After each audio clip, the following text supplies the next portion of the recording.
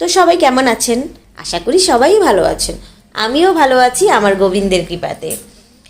তো সকালবেলা ঘুম থেকে উঠে আমার বরমশাই স্নান সেরে ভগবানকে জাগিয়ে দিল।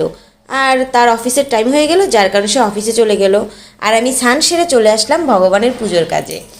এই যে রাতে আমি সব গুছিয়ে রাখি, একদম ধুয়ে মুছে সব কমপ্লিট করে রাখি, যেহেতু সকালবেলা ভগবানের পুজো করতে কোনো সমস্যা না হয়, খুব তাড়াহুড়ো করে পুজোটা করতে পারি। কিন্তু আমার সবসময় শীতের মধ্যে তেমন কোনো গাছই ফুলই ফোটেনি, বরঞ্চ গাছগুলো একদম নষ্ট হয়ে গিয়েছিল। তো এই যে গাছগুলো সব আগা কেটে দিয়েছিলাম, এখন আবার হচ্ছে সব, মোটামুটি এখন ফুল ফোটে। এই যে এখানে হলুদ জবা ফুল ফুটেছে, ইয়ে, আর ফুটেছে এখানে এই যে জবা ফুল। আজকে মোটামুটি ভালো ফুলই ফুটেছে। আর নীলকণ্ঠ ফুল ফুটেছে, এই যে দেখুন সাদা ফুল ফুটেছে। এই যে আমার ভগবানের জন্য ফুল তোলা শেষ। তো এখন ভগবানকে স্নান করিয়ে নেব। স্নান করিয়ে সুন্দর সুন্দর ফুল দিয়ে ভগবানকে সাজিয়ে দেব।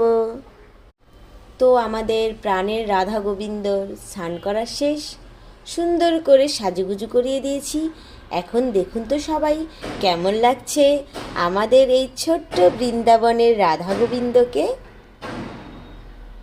জয় শ্রীকৃষ্ণ। ভগবান সবার মঙ্গল করুন, সেই কামনা করি। রাধে রাধে। তো আমার ভগবানের পুজোর আরতি সব কিছু রেডি করে ফেলেছি। এই যে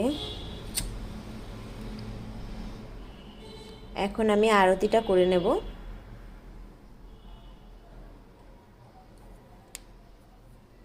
তো এখানে আমার পুজো পুরোপুরিভাবেই কমপ্লিট।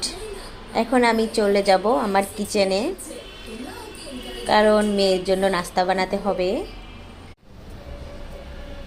রান্নার জন্য ভাত বসিয়ে দিলাম আর মেয়ের জন্য নাস্তা বানিয়ে নিলাম। আমার সোনামণি মেয়ে সকালের নাস্তা করছে আর আমি দুপুরে রান্নার জন্য সব কিছু রেডি করছি। আজ আমি কি রান্না করব সেটাই ভাবছি। এই ঘরের গৃহিণীদের এই একটাই অবস্থা, প্রতিদিন রান্না কি করব সেটা নিয়েই ভাবনা। তো আজকে আমি রান্না করব। এই যে আমার রান্নার সব কিছু রেডি, এখন আমি রান্না বসাবো। আজ আমি রান্না করব মাছের মাথা দিয়ে আলু দিয়ে মুড়ি ঘন্ট আর পোয়া মাছ রান্না। বাই বাই, সবাই ভালো থাকবেন, সুস্থ থাকবেন। আর আমার ভিডিওটি যদি ভালো লাগে অবশ্যই লাইক, কমেন্ট আর শেয়ার করে দিবেন। ধন্যবাদ সবাইকে।